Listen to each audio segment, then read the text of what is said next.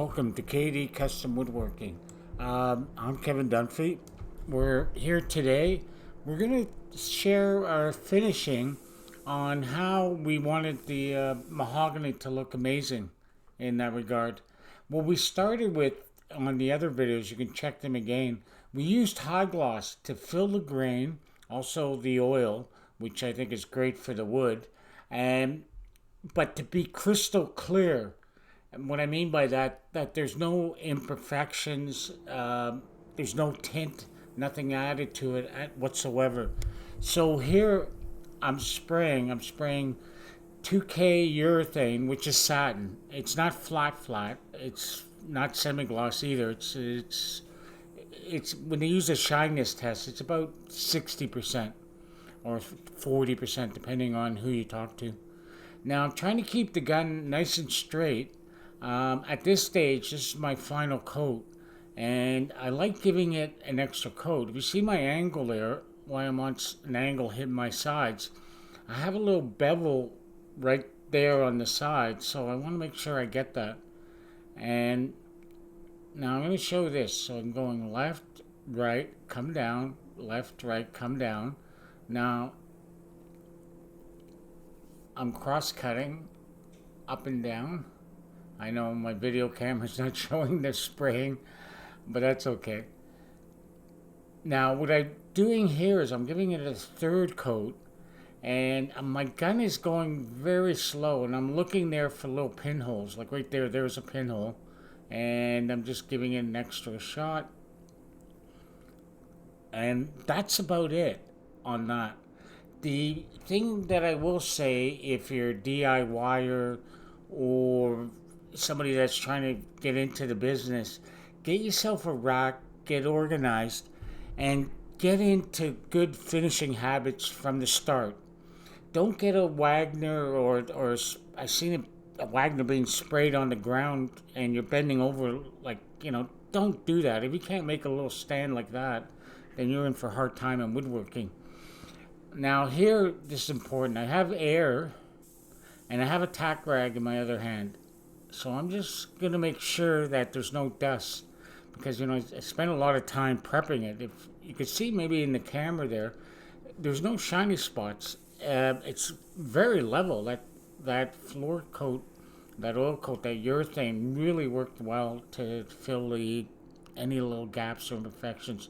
The only little imperfections I have from time to time on some of the wood where it met there. It could be like a 30-second of a gap. It can really drive you nuts But what I'll do later, and I'll show it in the next video, is put drops of 2K urethane, fill that, and then just sand it flush. I have done it in the past just using crazy glue. Yes, crazy glue. It worked amazing. So same technique here. I don't want to risk repeating myself and just showing the same thing over and over again. But just hit that angle coming across, and you can see I'm trying not to flick my gun. When you hear like experienced spray painters say he has a good hand, that means your hand is nice and steady. You're not flicking. And even if you get a pot, you could still use it. The only thing with this siphon or the ones on top, they don't work that well. All right, we're coming to an end of our video. Probably one of the shortest ones I've done. I kept it short. And what I did here, and I hope it makes sense, because if you look at our other videos, I showed everything I've done here, and even the gluing and the veneer selection. If you take a look from one end to the other, I'm pretty close. I could mix and match and wouldn't have to worry. And why was that important? Sometimes when you're doing big things, unless I got a really huge budget, you could make a mistake. And if you really did a bad mistake in the middle, you'd have to replace the whole shot right across. So I love this quarter-sawn. Now we've putting satin on. You remember the other video where we did the high gloss, and the thing was, if I could have went satin all the way through, it would have been, as you put it on, it's like a glass. Put another glass, another glass, another glass. It will start to get cloudy. And the reason for that is it got additives that makes it satin, because basically every clear coat is high gloss. So it tends to make the wood a little more cloudy, and I didn't want that. I wanted, to celebrate the mahogany.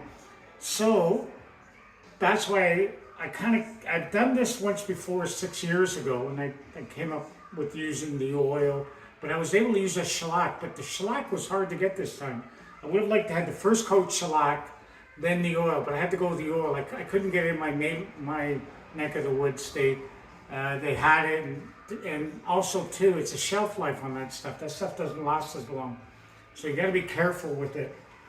Now, what I'm excited about now, if you look, there's no glare. To do a true high gloss finish is stupid expensive. Like the finish, you'd need like $15,000 to easily do this. This took to coat some of the other stuff to get it built up and getting it ready.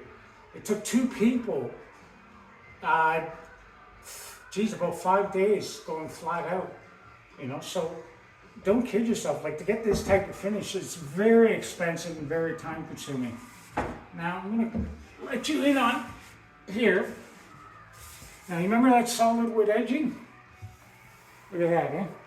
Now, I got a solid wood edging, so that's gonna last years and years. Even if you get it dinged here, you can easily touch this up. We left the backside natural, so when you open up the cabinet door, you have a maple.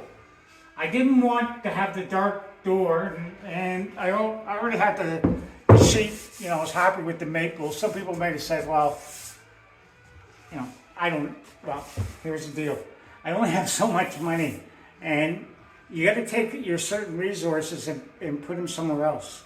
If I'd done the back of these, it would have cost a lot more time, money, and then that was my discretion with the customer. Those are the little things that you can save money. The last thing, if you see up here, there's a little bit of a separation there, so we're gonna let this cook, because this won't be ready till maybe September to install, and right now we're in July. So I'm gonna put a little dab there, sand it, and give one more coat. And then that's really my thought process on this. I love it when a plan comes together. What can I say? Why haven't I done more of this for other customers? I've only been able to do it, like doing my designs for my projects. We're turning into copycats. It's like we see a picture, and the pictures are amazing. They're photo edited. We see mother and daughter there having a great time in the kitchen, and we think, oh, okay, that's going to be great, and that's great. But I'll guarantee you, in another couple of years, people are going to go in and see painted or a white kitchen or blue and say, okay, that's dated. What's underneath it? What's the material? So to maintain your value, I'm not here to give real estate advice or anything else like this. When I get this done, nobody's going to yank this out. They're going to keep it as an heirloom. How much more money did it cost? Yes, it's a $30,000, $50,000 kitchen, easy.